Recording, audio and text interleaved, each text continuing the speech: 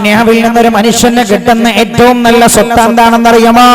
അൽ മർഅതു സ്വാലിഹാ, സ്വാലിഹത്തായ പെണ്ണാണെന്ന് നബിയുനാ റസൂലുള്ളാഹി. ഒരു മനുഷ്യന്റെ ദുനിയാവ് റസൂലുള്ളാഹി വേറെ ഹദീസ് പറഞ്ഞിട്ടുണ്ട്. ഒരാൾ 3 പെൺകുട്ടികളെ, ആ 3 പെൺകുട്ടികളെ വളർത്തി അദബ് പഠിപ്പിച്ചു, നല്ല നിലക്ക് കല്യാണം കഴിച്ചു കൊടുത്തവന് സ്വർഗ്ഗാണ്. അത് മനസ്സിലായത് ഈ കാലഘട്ടത്തിലല്ലേ? കാരണം പെൺകുട്ടികളെ നിയന്ത്രിക്കാൻ വലിയ പ്രയാസം. ശ്രദ്ധിക്കണമേ എന്റെ സഹോദരങ്ങളെ, ഉമ്മമാരെ ഞാൻ ഓർമ്മപ്പെടുത്തുകയാണ്. ഭർത്താവിനെ പ്രയാസപ്പെടുത്തുന്ന പെണ്ണ് ശ്രദ്ധിക്കണം. പുണ്യ നബി സല്ലല്ലാഹു അലൈഹി വസല്ലം ആ നിർമ്മലമായ ബന്ധത്തിൽ വിള്ളലുണ്ടാക്കുന്ന പെണ്ണ് കേൾക്കണേ. റസൂലുള്ളാഹി പറയുകയാണ് സല്ലല്ലാഹു അലൈഹി വസല്ലം, ഒരു പെണ്ണ് മരണപ്പെട്ടു, ആ പെണ്ണിന്റെ മരണത്തിൽ ഭർത്താവ് ദുഃഖിതനാണോ? ദഖലത്തിൽ ജന്ന, ആ പെണ്ണ് സ്വർഗ്ഗത്തിലാണ്. ഒരു പെണ്ണ് മരണപ്പെട്ടു, ആ പെണ്ണിന്റെ മരണത്തിൽ ഭർത്താവ് സന്തുഷ്ടനാണോ? ദഖലത്തിൻ നാർ, അവൾ നരകത്തിലാണെന്ന് നബിയുനാ റസൂലുള്ളാഹി സല്ലല്ലാഹു അലൈഹി വസല്ലം. ശ്രദ്ധിക്കണമേ എന്റെ സഹോദരിമാരെ, അതുകൊണ്ടൊരു പെണ്ണിന്റെ സ്വർഗം തന്നെ ഭർത്താവുമായുള്ള നല്ല ബന്ധം നിലനിർത്തുന്നതിലാണ്. മഹദി ഫാത്തിമത്തു സഹറ റളിയല്ലാഹു അൻഹാ, കേൾക്കണേ നിങ്ങൾ, ഏറെ തഹജ്ജുദ് നിസ്കരിച്ചിട്ട് സ്വർഗം വാങ്ങിയ പെണ്ണല്ല ഫാത്തിമ. അമ്മമാരെ കേട്ടോളോ, സഹോദരിമാരെ കേട്ടോളോ, ഏറെ സജദേ സേ സജായേംഗെ ഹം, ഏറെ സുജൂദിൽ കിടന്ന് തഹജ്ജുദ് നിസ്കരിച്ചിട്ട് സ്വർഗം വാങ്ങിയ പെണ്ണല്ല ഫാത്തിമ. ഏറെ ദാനധർമ്മം ചെയ്ത് സ്വർഗം വാങ്ങിയതല്ല ഫാത്തിമ. കാരണം ഫാത്തിമയുടെ കയ്യിലേറെ ദാനധർമ്മം ചെയ്യാൻ സ്വത്തുള്ള വാപ്പാന്റെ മോളായിരുന്നില്ല ഫാത്തിമ. ശ്രദ്ധിക്കണമേ, ഏറെ ഹജ്ജ് ചെയ്ത് സ്വർഗം വാങ്ങിയ ആളല്ല ഫാത്തിമ. ഏറെ ഹജ്ജ് ചെയ്യാൻ ഫാത്തിമക്ക് കഴിഞ്ഞില്ല. പുണ്യനബി വഫാത്തായി 6 മാസം കഴിയുമ്പോഴേക്ക് ഫാത്തിമ വഫാത്തായിട്ടുണ്ട്. കേൾക്കണ്ട സഹോദരി, കേൾക്കണേ, ഏറെ വിശുദ്ധമായ റമദാനിലെ നോമ്പ് നോറ്റിട്ട് സ്വർഗം വാങ്ങിയ ആളല്ല ഫാത്തിമ. കാരണം എന്താ? ഫാത്തിമ ബീവി റളിയല്ലാഹു അൻഹ നോമ്പ് നിർബന്ധമാക്കപ്പെട്ടതിന് ശേഷം ഏറെ കാലം കഴിഞ്ഞുകൂടിയിട്ടില്ല, ജീവിച്ചിട്ടില്ല. ശ്രദ്ധിക്കണമേ എന്റെ പ്രിയപ്പെട്ട സഹോദരാ, എന്റെ പ്രിയപ്പെട്ട പെങ്ങളെ, ഫാത്തിമ ബീവി റളിയല്ലാഹു അൻഹ സ്വർഗം വാങ്ങിയതെങ്ങനെയാ? കേൾക്കണം, ഫാത്തിമയുടെ ജീവിതത്തിൽ നിന്ന് വായിച്ചെടുക്കാൻ കഴിയും. ഹബീബായ നബിയുനാ മുഹമ്മദ് മുസ്തഫ സല്ലല്ലാഹു അലൈഹി വസല്ലം തങ്ങളുടെ പ്രിയപ്പെട്ട മോളല്ലേ ഫാത്തിമ ബീവി റളിയല്ലാഹു അൻഹ. വഫാത്താകുന്നതിന്റെ തലേ ദിവസമാ, ഉമ്മമാരെ കേൾക്കണേ, വഫാത്താകുന്നതിന്റെ തലേ ദിവസം അലി റളിയല്ലാഹു അൻഹുവിന്റെ റൂമിലേക്ക് കയറി വന്നത് ഫാത്തിമ ബീവി റളിയല്ലാഹു അൻഹ അലി റളിയല്ലാഹു അൻഹുവിനോട് പറഞ്ഞു, അലിയാരേ, ഇന്നത്തെ ദിവസം നിങ്ങൾ എനിക്ക് നൽകണം അലിയാരേ.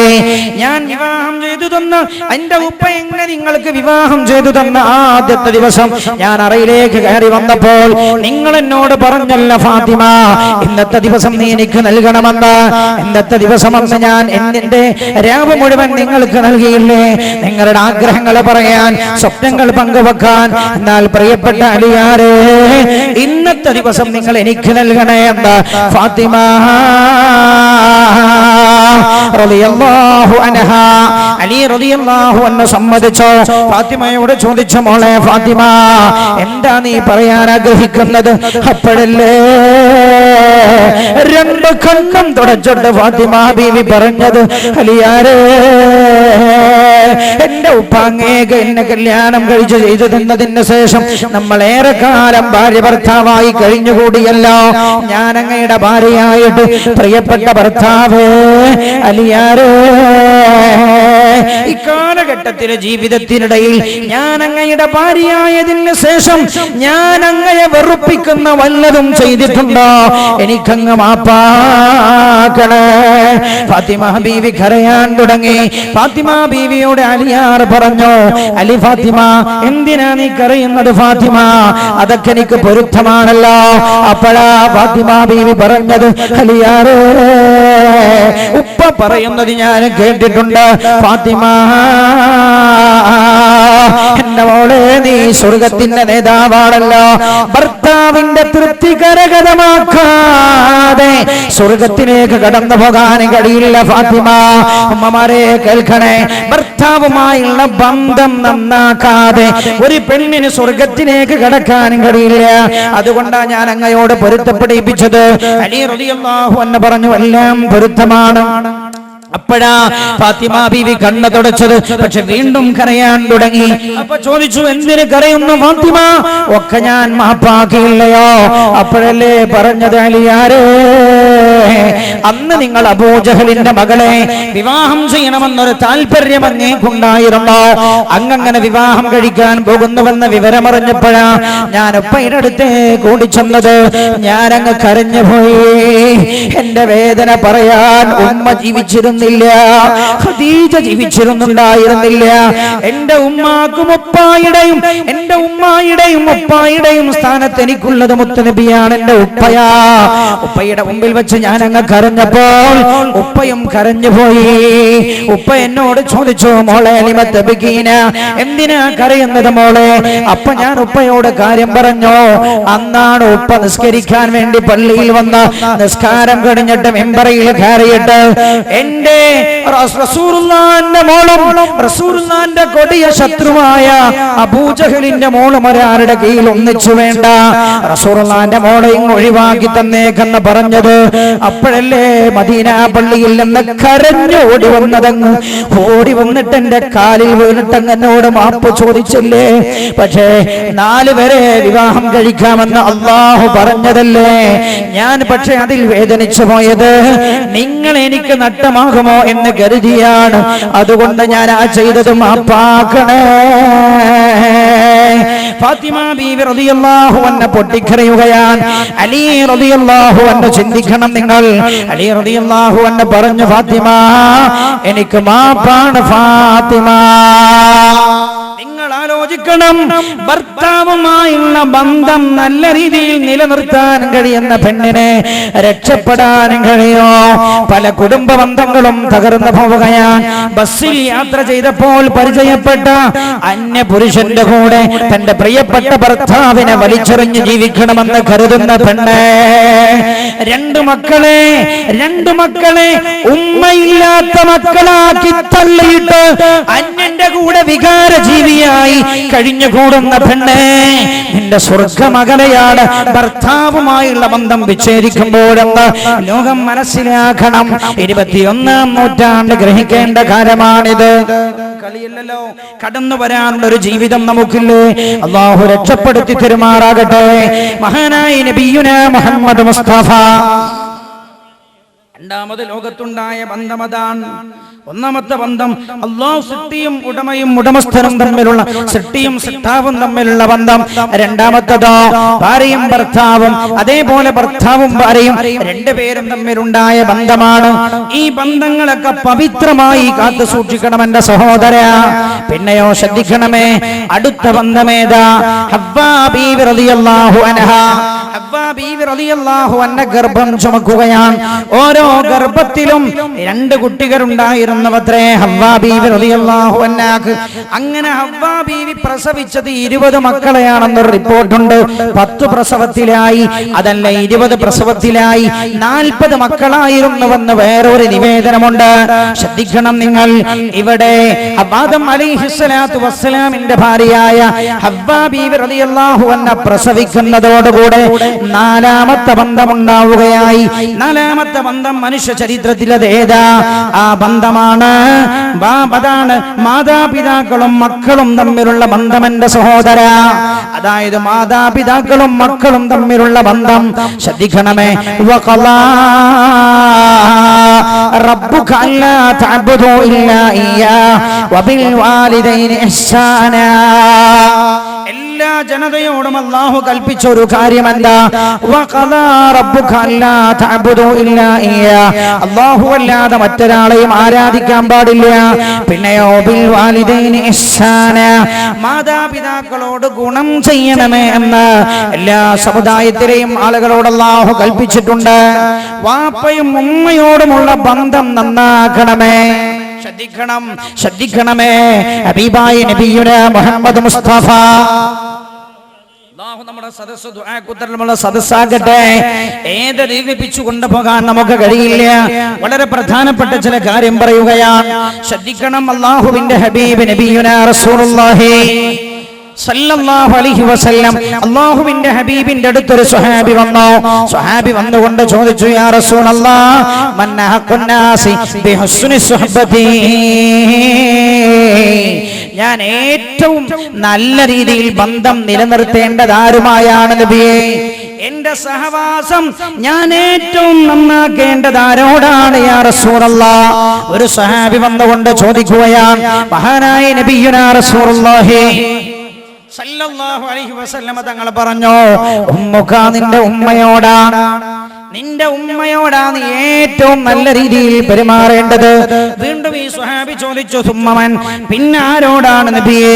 അല്ലാഹുവിന്റെ ഹബീബ് പറഞ്ഞു, ഉമ്മുക, നിന്റെ ഉമ്മയോട് തന്നെ. വീണ്ടും ഇയാൾ ചോദിച്ചു, പിന്നെ ആരാ നബിയേ? റസൂലുള്ളാഹി പറഞ്ഞു, ഉമ്മുക, നിന്റെ ഉമ്മയോട് തന്നെയാ. പിന്നെ ഈ സ്വഹാബി ചോദിച്ചു, പിന്നെ ആരോട് നബിയേ? അബാ,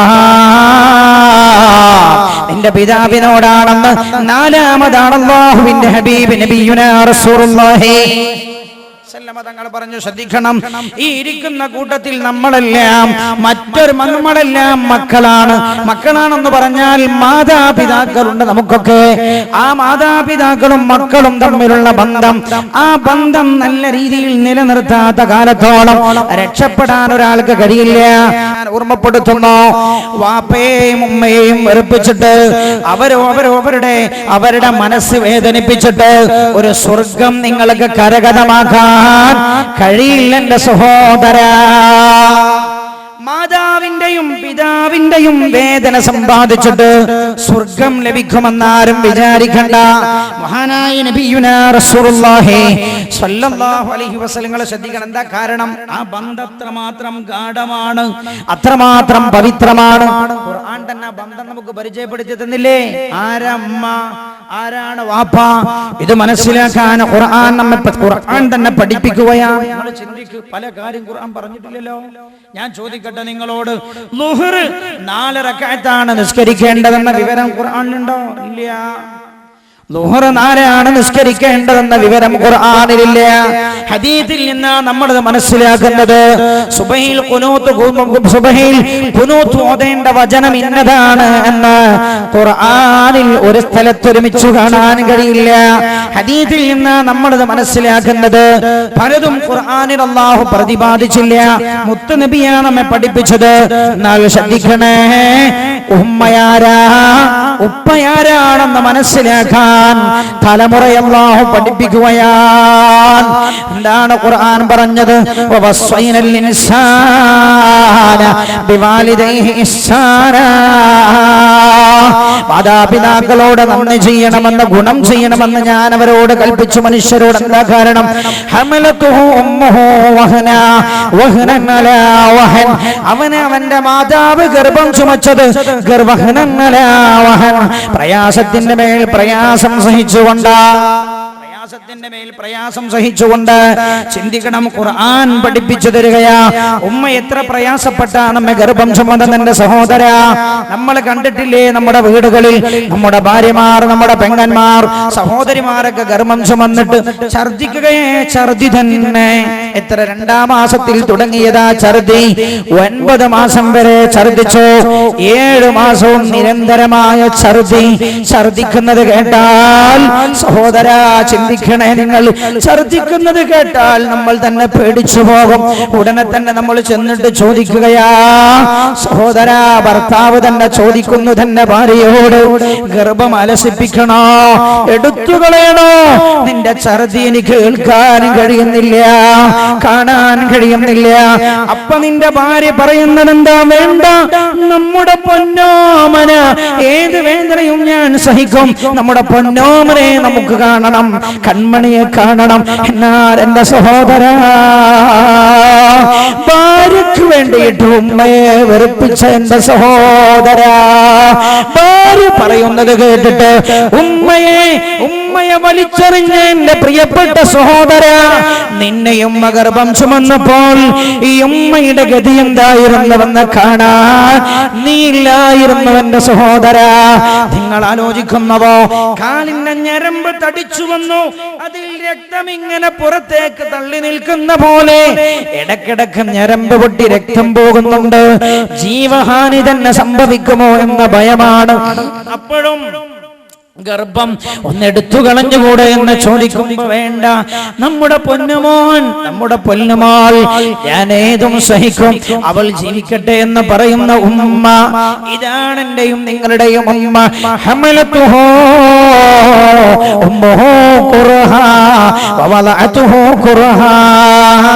പ്രയാസങ്ങൾക്ക് മേൽ പ്രയാസം എന്റെ സഹോദര, വല്ലാത്ത ക്ഷീണം, രാത്രികളിൽ അവർക്ക് ഉറക്കം വരുന്നില്ല, വല്ലാത്ത വേദനകൾ, ക്ഷീണത്തിനുമേൽ ക്ഷീണങ്ങളായി 10 മാസമാ, ഒരു ദിവസമല്ല, 2 ദിവസമല്ല, 10 മാസം എന്റെ സഹോദര പ്രസവിച്ചു കഴിഞ്ഞപ്പോ അവസാനിച്ചില്ല.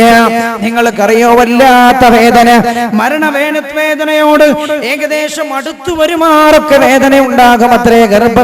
ഗർഭപ്രസവത്തോടനുബന്ധമുള്ള വേദനക്ക് എന്തിനേറെ എന്റെ സഹോദരങ്ങളെ, വല്ലാതെ വേദന സഹിച്ചു പ്രസവിച്ച പെണ്ണ്, ആ പെണ്ണാ വേദന മുഴുവൻ മറന്നു പോവുകയാണ്. തന്റെ പൊന്നുമോനെ കാണുമ്പോഴേ, തന്റെ പൊന്നുമോനെ കയ്യിലേക്ക് അങ്ങ് കൊണ്ടുവന്ന് തന്നപ്പോ താൻ അനുഭവിച്ച വേദന മുഴുവൻ മാറുകയായി. ആ കുഞ്ഞുമോളുടെ കവളത്തൊരു ചുംബനമർപ്പിച്ചപ്പോൾ അതാ സന്തോഷത്തിന്റെ കണ്ണുനീർ പുറത്തു വരികയായി. ഈ വിവരം ഗൾഫിലുള്ള ഭർത്താവിനെ വിളിച്ചറിയിക്കുകയാണ്, സുഖപ്രസവം. അപ്പോഴേക്ക് അവന് തന്റെ മകനെ കാണാൻ ആഗ്രഹം. ചിന്തിക്കേണ്ട സഹോദര, എന്റെ വാപ്പക്ക് യാതൊരു തലയില്ല, പാലില്ല, വാപ്പക്ക് ചെന്നിയ, വാപ്പ എന്നെ വല്ലാതെ വെറുപ്പിക്കുകയാ, പിന്നെ എങ്ങനെ ഞാൻ വാപ്പയുടെ കൂടെ നിൽക്കും? ചിന്തിക്കണമേ എന്റെ സഹോദര. വമൻ അമ്മിറുഹു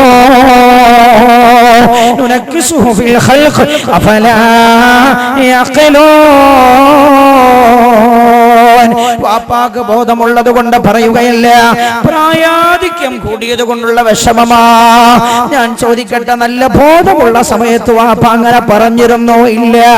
നീ പറയുന്നത് അക്ഷരം പ്രതി കേട്ട ആളാ നിന്റെ വാപ്പ അല്ലേ? ബസ്സിൽ കയറി എപ്പോഴാണല്ലോ വാപ്പയോട് പറഞ്ഞത്, വാപ്പ എനിക്ക് ബസ് വേണം? കേവലം സാധാരണ ജോലി ചെയ്യുന്ന ഈ പിതാവിന് ഇവിടുന്ന് ബസ് വാങ്ങിച്ചു കൊടുക്കാൻ 12, 14, 20 ലക്ഷം ഉപയോഗിച്ച് ബസ് വാങ്ങിച്ചു കൊടുക്കാൻ കഴിയില്ല.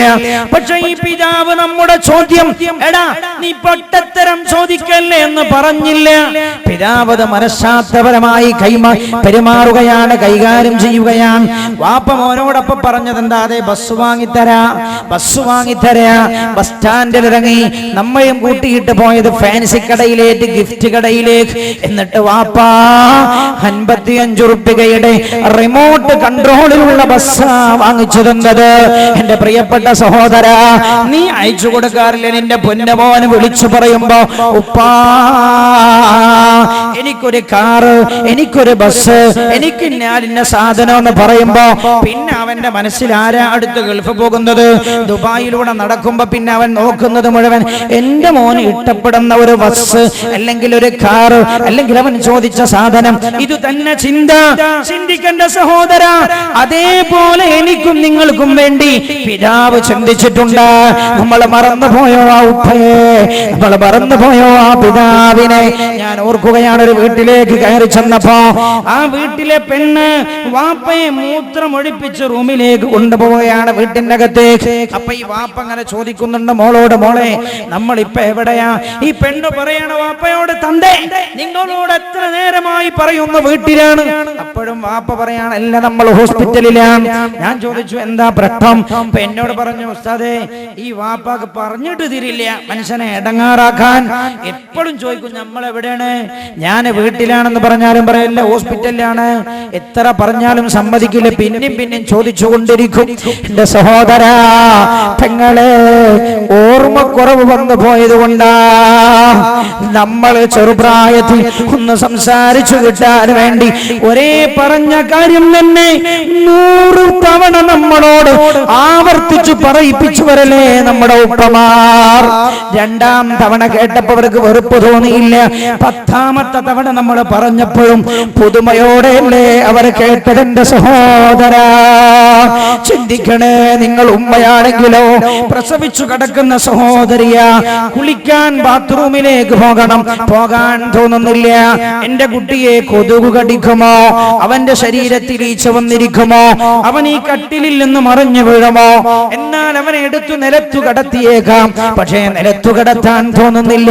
എന്റെ മോനെ ഞാൻ നിലത്ത് കടത്തുകയോ? എന്റെ പ്രിയപ്പെട്ട സഹോദര, അങ്ങനെയുള്ള നമ്മളാ കട്ടിലിൽ കിടന്നിട്ട് വാപ്പയോട് പറയുന്നത്, വാപ്പ നിങ്ങൾ കട്ടിലിൽ നിന്ന് വീണു പോകും, അതുകൊണ്ട് നിലത്ത് കിടന്നോ. അങ്ങനെയുള്ള മകനാ പറയുന്നത്, ഉമ്മ നിങ്ങൾ നിലത്ത് കിടന്നോ. ഉമ്മയുടെ മുകളിലാ മകൻ കിടക്കുന്നത്. ചിന്തിക്കണമേ എന്റെ സഹോദര, നമ്മൾ നിലത്ത് വീഴുമെന്ന് തോന്നിയപ്പോ ഉമ്മ ചെയ്തതെന്താ? കട്ടിലിന്റെ ഏറ്റവും ചുമരിനോട് ചേർന്നുള്ള ഭാഗം കട്ടിൽ പിടിച്ച് ചുമരിനോട് അടുപ്പിച്ചിട്ടോ? അന്ന് ഉമ്മ ചിന്തിച്ചില്ല കട്ടിൽ ചുമരിനോട് അടുപ്പിച്ചിട്ടാൽ അന്നുമ്മ ചിന്തിച്ചില്ല എന്റെ മകൻ മൂത്രമൊഴിച്ച് ചുമരാകെ വൃത്തികേടാക്കുമെന്ന്. നമ്മുടെ വേദി ഉദ്ഘാടനം ചെയ്യാനായി നമ്മിലേക്ക് കടന്നു വരുന്നുണ്ട് റഹ്മുർറഹീമീനായ അല്ലാഹു സുബ്ഹാനഹു വ തആല, രാജാതിരാജനായ റബ്ബ്. നമ്മുടെ ആലിമീങ്ങൾക്ക് അല്ലാഹു ദീർഘായുസ്സും ആഫിയത്തും നൽകി അനുഗ്രഹിക്കുമാറാകട്ടെ. ഞങ്ങൾ ചിന്തിക്കേണ്ട സഹോദര, നമ്മൾ വീഴുന്നൊരു പ്രായമുണ്ടായിരുന്നില്ലേ? ഏതാണ് ആ പ്രായമെന്നറിയാമോ? ആ പ്രായമല്ലേ ചെറുപ്രായം കഴിഞ്ഞുപോയ ചെറുപ്പകാലം, കുട്ടിക്കാലം. നമ്മൾ വീണു പോന്ന് തോന്നിയപ്പോ ഉമ്മ ചെയ്തതെന്താ? ഉമ്മ ചെയ്തത് നിലത്ത് കിടത്താന്നല്ല വിചാരിച്ചത്. കട്ടിൽ വാപ്പയോട് പറഞ്ഞിട്ട് ചുമരിനോട് ചാരിയിടിച്ചു. കട്ടിൽ ചുമരിനോട് അടുപ്പിച്ചു.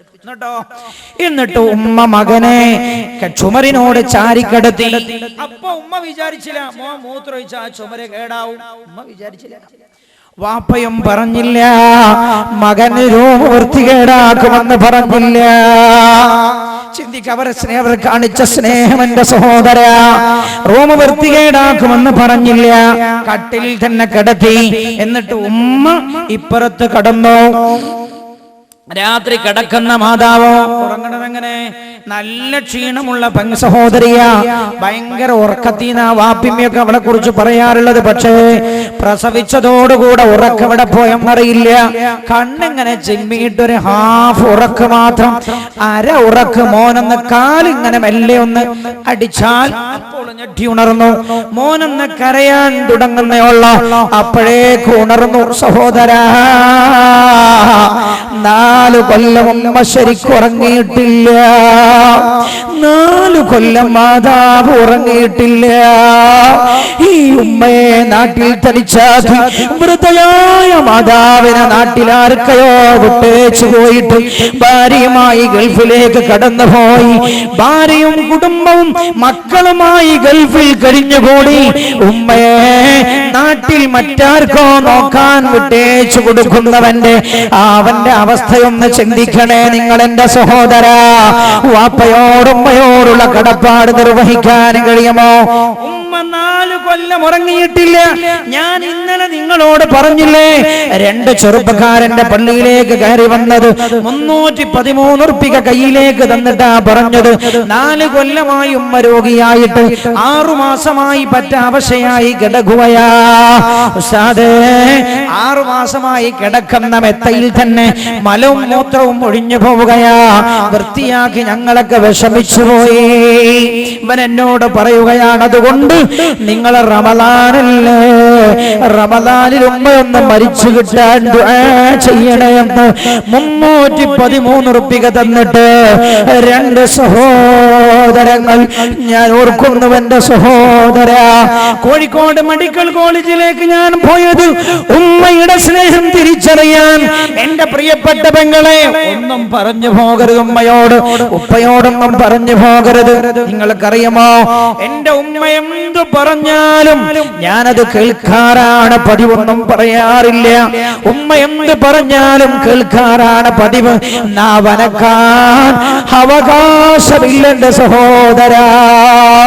6 മാസം കടന്ന് മലവും മൂത്രവും എടുത്തപ്പോഴേക്ക് ഇവർ ക്ഷീണിച്ചു പോയത്രേ. 4 കൊല്ലം ഇവൻ മലം വിസർജിച്ചത് ഉമ്മയുടെ നെഞ്ചത്താ. രാത്രി കിടന്നുറങ്ങുമ്പോ ഇവൻ വിസർജിക്കും മലം ഉമ്മയുടെ നെഞ്ചത്ത് വാരി പുരട്ടും അവൻ ഉമ്മയുടെ ശരീരത്തിൽ. പാവം ഉമ്മ ഒന്നും പറഞ്ഞില്ല. ശ്രദ്ധിക്കണേ നിങ്ങൾ, ഉമ്മയാരാ? കോഴിക്കോട് മെഡിക്കൽ കോളേജിലേക്ക് ഞാൻ പോയപ്പോൾ 2.5 വയസ്സുള്ള ഒരു കുട്ടിയാണ് വല്ലാത്തൊരവസ്ഥയിൽ കിടക്കുന്നു. ഡോക്ടർമാർക്ക് രോഗം തിരിഞ്ഞിട്ടില്ല. അവർ പറയുന്നത് ജീവൻ തിരിച്ചു കിട്ടുമോ എന്ന് പറയാൻ കഴിയില്ല. അവിടേക്ക് രോഗം കാണാൻ ചെന്നത് നിങ്ങൾക്കറിയുമോ? ആ കുട്ടിയുടെ തലഭാഗത്തിരുന്ന് കണ്ണുനീർ പൊഴുക്കുന്ന ഉമ്മ എന്താ പറയുന്നത് എന്നറിയോ? എന്ത് വേണമെങ്കിലും കൊടുക്കാം, എന്റെ കുഞ്ഞുമോളുടെ ജീവൻ ഒന്ന് തിരിച്ചു കിട്ടിയാൽ മതി എനിക്ക് പറഞ്ഞു കരയുകയാ. 2 സ്നേഹവും തമ്മിലുള്ള വ്യത്യാസം ചിന്തിക്കേണ്ട സഹോദര. അതുകൊണ്ടല്ലേ ഹബീബായ നബിയുനാ മുഹമ്മദ് മുസ്തഫ സല്ലല്ലാഹു അലൈഹി വസല്ലം തങ്ങളുടെ സന്നിധിയിലേക്ക് ഒരു സഹാബിക്കാരി വന്നല്ലോ.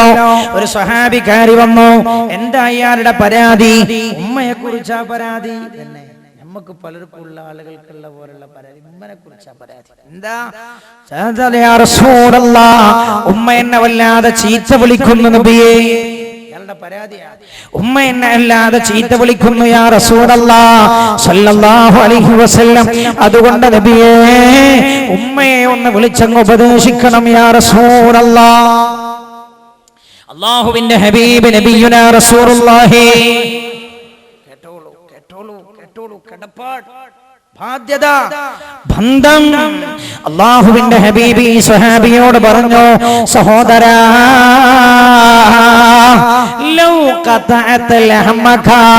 നിന്റെ ശരീരം, നീ ഇപ്പൊ പറഞ്ഞത് ഉമ്മന്നെ ചീത്ത പറയേണ്ടതല്ലേ? ഉമ്മ ഒരു കത്തിയെടുത്തോ, നിന്റെ ശരീരത്തിൽ നിന്ന് മാംസക്കട്ടം ഇങ്ങനെ അരിഞ്ഞെടുത്താലും